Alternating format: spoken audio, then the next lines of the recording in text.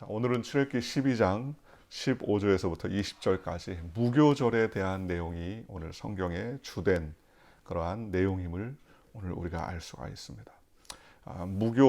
무교병, 유교병이라고 이제 얘기하는데요. 무교병이라는 것은 누룩을 넣지 않는 병, 즉 떡을 말하는 것이요. 유교병은 누룩을 넣어서 만든 떡을 말하는 것이죠. 대부분 누룩을 넣어서 만듭니다.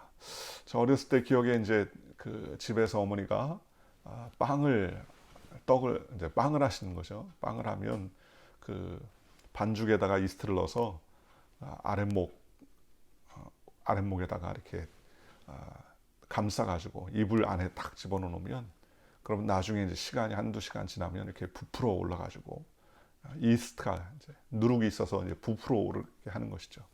이스트가 들어간 것을 유교병이라고 말하고 이스트가 없는 것은 무교병이라고 그렇게 말합니다. 그런데 오늘 성경에 보니까는 무교병을 먹으라라고 성경 말합니다. 너희는 이레 동안 무교병을 먹을지니, 이레 동안이면 2주 동안이죠. 약 보름 동안에 무교병을 먹을지니 그 첫날에 누룩을 너희 집에서 제하라. 무릇 첫날부터 7째 날까지 유교병을 먹는 자는 이스라엘에서 끊어지리다. 2일 동안, 7일 동안이죠. 7일, 죄송합니다. 7일 동안 무교병을 먹어라. 누룩이 없는 빵을 먹어라. 누룩이 있는 빵이 맛있습니까? 누룩이 없는 빵이 맞습니까? 일단 누룩이 없으면 빵이 부풀지 않으니까 좀 딱딱하겠죠. 무교병은 누룩을 넣지 않는 빵이니까 좀 딱딱합니다. 그래서 무교병을 먹으라 되는데 왜 무교병을 먹느냐? 첫날의 누룩을 너희 집에서 제하라. 누룩을 제하라는 거예요. 그리고 무릇 첫날부터 7째 날까지 유교병을 먹는 자는 이스라엘에서 끊어지리라. 무교병을 먹는 것은 누룩을 넣지 않는, 즉 누룩은 여기서 말하는 것은 무엇을 상징합니까? 죄를 상징합니다. 죄와 더러움, 불순종, 하나님 앞에 범죄함을 뜻하는 것이 바로 누룩이죠. 그러니 첫날부터 7째까지는 무교병을 먹고 그리고 유교병을 먹지 말라. 만약에 유교병을 먹으면 이스라엘에서 끊어질 것이다. 굉장히 중요하게 하나님께서 말씀하십니다. 또 너희에게 첫날에도 성회요 7째 날에도 성회가 되리니 너희는 이 2날에는 아무 일도 하지 말고 각자의 먹을 것만 갖출 것이니라. 첫날도 성회, 마지막 날도 성회로 모여서 하나님께 영광 돌리라는 겁니다. 너희는 무교절을 지키라. 이 날에 내가 너희 군대를 애굽 땅에서 인도하여 내었습니다. 그러므로 너희가 영원한 규례로 삼아 대대로 이 날을 지킬지니라. 그러니 6월절과 무교절은 동일한 시간이죠. 어떻게 보면은요. 첫날부터 시작해서 6월절에 무교병을 먹으면서 6월절이 이제 시작되는 것이죠. 그러니 6월절, 무교절이라고 해도 과언이 아닐 정도로 비슷합니다. 그래서 첫째 날 그달 열 나흘 저녁부터 21일 저녁까지 너희는 무교병을 먹을 것이요. 열 나흘째 6월절 날 양을 잡죠. 그날 저녁부터 무교병을 그 쓴 나물과 함께 무교병을 먹습니다. 쓴 나물은 바로 이스라엘의 고난을 상징하는 것이죠. 430년 동안이나 애굽에서 고난받았던 것을 상징하면서 무교병과 함께 쓴 나물을 먹습니다. 또 이레 동안은 누룩이 너희 집에 발견되지 아니하도록 하라. 무릇 유교물을 먹는 자는 타국인이든지 본국에서 난 자든지를 막노라고 이스라엘 회중에서 끊어지리니 너는 아무 유교물이든지 먹지 말고 너희 모든 유하는 곳에서 무교병을 먹을지니라. 바로 누룩을 제하는 것이죠. 그래서 이스라엘은 지금 현재도 이 6월절이 되면은요 온 집안에 그냥 그 누룩을 제거한다고 대청소를 하듯이 이렇게 샅샅이 누룩을 제거합니다. 우리가 이제 이사 갈 때 보면은 이사 갈 때 장롱 밑에 열어보면 막 동전이니 구슬이니 뭐 먼지니 해가지고 잔뜩 나오지 않습니까? 그러니 속속들이 보이지 않는 누룩을 제하는 것입니다. 그러니 온 집안을 다 뒤집는 거예요. 누룩을 싹 제하는 것입니다. 그래서 누룩, 즉 세상적인 죄를 상징하는 것이죠. 특별히 이 유교 병을 먹지 않고 무교 병을 먹으며 이 무교절을 지키는 이 기간 동안은 특별히 성별된 존재로 지내야 된다는 의미라는 것입니다. 그래서 무교병을 먹는 거예요. 그 절기 중에는요, 누룩이 있어서는 안 된다는 겁니다. 그래서 세상적인 것을 상징하는 유교물을 먹는 자는 유대인이나 이방인이나 이스라엘에서 완전히 끊어진다. 그래서 유대인들은 앞서 언급했던 것처럼 6월절이 되면 상당 시간을 집안 청소하는, 그래서 집안의 구석구석 뒤져서 누룩을 제거하는 일에 굉장히 많은 시간을 할애를 한다고 합니다. 그래서 죄악의 근원 누룩을 끊어내고 그리고 하나님과 함께 구별된 삶을 산다는 것을 의미하는 것이죠. 그래서 제일 예수 믿는 저와 여러분이 제일 중요한 건 뭡니까? 우리가 예수 그리스도의 보혈로 말미암아 죽음에서 생명으로 옮겨졌습니다. 아, 이제 나는 하나님의 자녀가 되었다. 이제 끝이냐? 아니지요. 이제 끝이 아니라 뭐다? 예수 그리스도를 믿은 것이 뭐다? 시작이다. 시작이에요. 우리 한국 교회에서는 항상 뭘 많이 가르쳤냐면 예수 믿고 구원받아 천국 땡 끝이라고 생각했어요.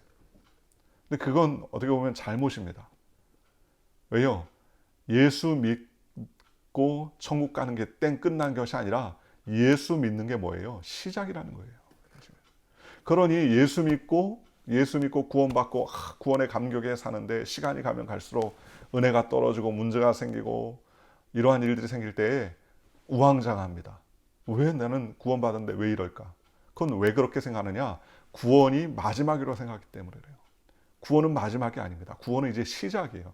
마치 어린아이가 첫 걸음마를 걸어서 첫 발을 탁 내딛는 것 같은 똑같은 것이라는 거예요. 그러니 그 다음에 더 많은 일들이 기다리죠. 첫 발을 내딛었으면 그 다음에는 얼마나 많이 넘어지고 자빠지고 깨어지는 일들이 많이 있겠습니까? 그러니 이제는 예수 그리스도를 믿고 구원받은 것이 끝이 아니라 이제 시작이라는 거예요. 걸음마를 이제 막 뛴 겁니다. 그러니 이스라엘 백성들이 출애굽해서 홍해수를 건너 세례를 받고 그 다음에 광야 40년 길을 걸었지 않습니까? 그 40년 길이 우리 예수 믿는 사람들이 하나님의 은혜 가운데 성화되어 가는 과정을 그렇게 얘기하는 거예요. 물도 없이 건조한 땅을 걷고 또 낮에는 뜨거움으로 밤에는 추움으로 여러 가지 어려움과 환난 가운데 하나님께서 불기둥과 구름기둥으로 지켜주시고 보호해 주는 것, 이런 모든 일련의 과정들, 물이 없어서 반석을 쳐서 물이 나시게 하시고 또 마라의 씀을 만나서 나무가지를 집어넣고 달아서 먹게 하시고 이런 여러 가지 일련의 과정들이 뭐예요? 아, 하나님과 동행하는 삶을 뭐한다? 가르친다는 것입니다. 하나님께서 알려주는 것입니다. 그리고 그들이 사막에서 광야를 헤맬 때에도 광야에서 대충 아무렇게 살았습니까? 아니죠. 가운데는 중앙에는 성막을 기준으로 동의 세 지파, 서의 세 지파, 북쪽의 세 지파, 남쪽의 세 지파로 진열을 12지파가 진열을 정비하고 그렇게 불기둥과 구름기둥으로 성막을 중심으로 옮겨가는 삶 살았습니다. 아침에 일어나서 성막에 위에 있었던 구름이 뜨면 움직이기 시작하면 아, 오늘은 움직이는 시간이구나. 또 머물고 있으면 아, 이제는 머물러야 되는 시간이구나. 하나님께서 이스라엘 백성을 불기둥과 구름기둥으로 인도해 주신 거예요. 이제 구원받았다고, 그죠? 애굽에서 나왔다고 끝난 게 아니라는 겁니다. 이제 그게 시작이라는 거예요. 그러니 수많은 어려움과 환난을 만날 때 애굽 사람들 틈에서 살았던 일들을 기억하고 야, 다시 애굽으로 돌아가자. 옛날이 좋았다. 예수 믿기 전에는 이런 고민도 없었는데 하면서 애굽으로 자꾸 돌아가려고 한다는 겁니다. 그러니 다시 한번 말씀드리지만 예수 믿고 구원받은 것이 끝이 아니라 시작이라는 거예요. 그래서 예수 믿었으니까 나는 구원받았다. 아유, 할렐루야. 이제 내 마음대로 산다. 나는 은혜 받은 사람이니까, 나는 구원받은 사람이니까 나는 내 멋대로 산다. 죄와 상관없다. 어떤 죄를 져도 어제, 오늘, 내일, 과거, 현재, 미래의 죄를 다 청소해 주셨으니 아, 나는 내 마음대로 죄 지어도 주님이 다 청소해 주셨다. 노, 천만의 말씀. 주님이 우리를 위해서 몸짓고 피 흘려서 구원의 길을 열어주셨어요. 생명의 길을 열어주셨어요. 그럼 어떡합니까? 성도에게 제일 중요한 시작은 뭐예요? 이제 우리의 숨은 죄의 뿌리를 찾아내고 우리의 죄를 솎아내는 것입니다. 그래서 하나님께 기쁘게 하는 거예요. 옛날에는 그랬는지 모르겠지만 최근에는 결혼하려고 하면 신부들이요, 한 두 달, 심지어 석 달 전부터 결혼 준비를 한다는 겁니다.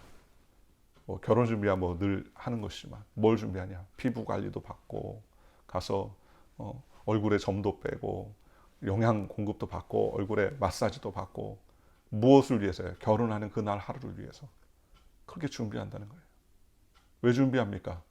거룩한 혼인 예식을 위해서 준비하는 거예요. 때 빼고 강내는 거죠, 쉽게 말하면. 저는 결혼할 때 캐나다에 있으면서 이제 결혼할 때 한국에 들어갔다가 이틀 전날인가 들어가서 하루 사진 찍고 그 다음날 결혼했던 기억이 납니다. 그래서 미용실에 갔죠. 결혼하기 전날 미용실에 가서 머리 깎으러 왔다 그래요. 아, 그러시냐, 어떻게 깎아드릴까요? 내일 결혼하는데 잘 깎아달라고 그랬더니 이제 잘 깎아주더라고요.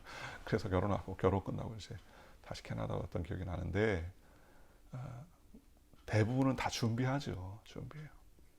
마치 신랑 대신 예수님 만나기 위해서 준비하듯이 우리가 이렇게 준비해야 된다는 것입니다. 그래서 캐나다에 있을 때 기억이 나는 것은 잔디밭에 민들레가 처음에는 이제 뭐 이민 와서 별 생각 없이 노란 꽃이 피었으면 멋있다 생각하는데, 이 캐네디언이나 뭐 미국에서는 잘 모르겠어요. 미국도 마찬가지겠지만 캐나다에서는 그 잔디밭에 민들레가 피는 것을 기겁을 합니다. 기겁을 해요. 그래서 민들레가 보였다 하면은 그럼 벌써 그건 초토화된 거예요. 민들레가 노란 꽃이 폈다 그러면은 그건 난리가 나는 겁니다. 민들레가 피기 시작하면요, 이게 민들레 홀씨가 날아가면 얼마나 번식력이 강한지 몰라요. 그래서 여름에는 민들레 뽑는 게 아주 일상이 되는 거예요. 시간이 좀 있으면 잔디밭에 민들레 뽑는데, 민들레가 일단 뿌리를 내리고 자리를 잡으면 잘 안 끊어집니다. 뿌리를 완전히 뽑아내지 않고 중간에서 끊어지면 또 자라는 거예요. 한 번은 너무 지쳐가지고 민들레가 필 때마다 그냥 잔디를 팍싹 깎아가지고 그냥 안 보이게 했는데, 안 보이다 뿐이고 시간이 가면 더 왕성하게 자란다는 겁니다. 성도에게 있어서 제일 중요한 것은 우리의 숨은 죄의 뿌리를 뽑아내는 것이죠. 그죠? 사도 바울은 고린도전서 5장에 묵은 누룩을 버리라 라고 말씀했습니다. 당시 교회가 여러 파당, 아볼로파, 게바파, 사도 바울파, 예수파, 그래가지고 네 파로 사분을 됐었죠. 재산권 문제로 교인들이 서로 고소를 하기도 하고, 심지어 아버지 사후에 제 의붓 어머니와 동거하는 이러한 아주 그냥 중차대한 일도 있었습니다. 바울은 그런 자를 당장 출교시켜서 그의 육체는 망하게 하고 그의 영은 구원을 얻게 한다고 강력하게 이야기했죠. 고린도전서 5장 5절에 나옵니다. 왜 이렇게 강력하게 말합니까? 죄는 뭐가 있어요? 전염성이 있습니다. 그렇잖아요. 요즘 코로나 바이러스, 지금 한국의 코로나 바이러스가 아주 굉장히 막 불같이 또 다시 일어나고 있는데, 어저께 며칠 전에 어저께인가 그 미국의 샤론 스톤이라는 유명한 여배우가 바로 동생 하나 있는데 그 동생이 아주 지병이 있어가지고 이 코로나 때문에 아무데도 안 나갔다는 거예요. 아무데도 안 나가고 마스크를 끼고 약 타러 한번 갔다가 코로나에 걸린 거예요. 그래가지고 지금 사경을 헤매고 있습니다. 그러면서 인터뷰를 하면서 코로나 때 마스크 안 쓰고 다니는 당신들 때문에 내 동생이 지금 이렇게 됐다. 그러면서 하소연을 하는 장면을 본 적이 있습니다. 죄가요, 전염성이 있는 거예요. 그렇잖아요. 요즘에 우리 마스크 쓰고 장갑 끼고 얼마나 극도로 예민하고 조심합니까? 그렇지 않습니까? 죄와 상대하는 우리가 그런 모습이어야 된다는 거예요. 죄와 상대하는 저와 여러분들이 그런 태도와 자세로 하나님의 은혜 가운데 살아야 된다는 것입니다. 사람 속에는 선이 끌리는 마음도 있고 악에 끌리는 마음도 있지요. 선인과 악인은 자기의 마음에 어느 쪽이 더 힘이 끓느냐에 달려있는 것이죠. 그러니 사도 바울은요, 그런 악한 영향을 끼치는 사람들 어떻게 합니까? 제라는 거예요. 적은 누룩이 온 덩어리를 부풀게 함을 모릅니까? 라면서 이야기하지 않습니다. 새 덩어리가 되면 묵은 누룩은 깨끗이 치워야 된다. 그렇게 주장을 합니다. 또 예수님은요, 떡을 먹고 난 다음에 오병이어의 사건 이후에 예수님께서 제자들에게 바리새인들의 누룩을 조심하라 그러면서 예수님께서 이야기했던 그러한 기억이 있습니다. 예수님은 바리새인들의 누룩을 조심하라. 근데 예수님이 그런 이야기를 했는데도 제자들은 떡을 관리를 잘하라는 소리구나 그렇게 생각했다는 거예요. 그러니 무교절을 지키며 유교병을 먹지 말고 누룩을 제하라. 그래서 지금 이스라엘 백성들이 막 온 집안을 뒤져서 6월절만 되면 누룩을 제하는 그러한 풍습이 있는데, 실제로 하나님께서는 누룩을 집에서 제하는 것도 제하는 것이지만 뭘 말하는 것이에요? 우리의 죄를 골라내라는 거예요. 죄악을 뽑아내라는 것입니다. 그러니 우리의 죄악된 삶을 청산하고 하나님께서 원하시는 뜻대로 삶을 살아야 된다는 것이죠. 마태복음 16장 5절에서 10절 이렇게 말합니다. 제자들이 건너편으로 갈새 떡 가져가기를 잊었더니 예수께서 이르시되 삼가 바리새인과 사두개인들의 누룩을 주의하라 하신대. 제자들이 서로 의논하여 가로되 우리가 떡을 가져오지 아니하였도다 하거늘 예수께서 하시고 가라사대 믿음이 적은 자들아 어찌 떡 없음으로 너희 서로 의논하느냐. 너희가 아직 깨닫지 못하느냐. 떡 5개로 5,000명을 먹이고 죽은 것이 몇 바구니며 떡 7개로 4,000명을 먹이고 죽은 것이 몇 광주리인 것을 기억하지 못하느냐. 어찌 내 말하는 것이 떡에 관함이 아닌 줄을 깨닫지 못하느냐. 오직 바리새인들과 사두개인의 누룩을 주의하라 하시니 그제야 제자들이 떡의 누룩이 아니요 바리새인과 사두개인의 교훈을 삼가라는 말씀인 줄을 깨달으니라. 누룩을 조심하라는 말은 바로 떡의 누룩을 조심하라는 의미가 아니라 뭐다? 죄를 조심하라는 거예요. 죄. 잘못됨을 조심하라는 것입니다. 그래서 예수님은 마태복음에서 바리새인들과 사두개인의 누룩을 주의하라 그렇게 당부했다는 겁니다. 오늘 저와 여러분이 피 흘리기까지 죄와 싸우며 하나님께서 주신 거룩한 그 보혈의 은혜를 우리가 주님 나라 할 때까지 잘 지켜서 하나님의 나라와 영광을 위해서 쓰임받는 믿음의 백성이 되시기를 주님의 이름으로 축원합니다. 그래서 우리의 삶이 하나님께 기뻐하고 영광 돌리는 믿음의 삶으로 점점 더 날마다 거룩하고 성화되어 가는 하나님의 백성으로서의 삶으로 온전히 주님께 영광 돌리며 믿음으로 달려가는 저와 여러분들 되시기를 주님의 이름으로 간절히 축원합니다. 기도하겠습니다. 좋으신 아버지.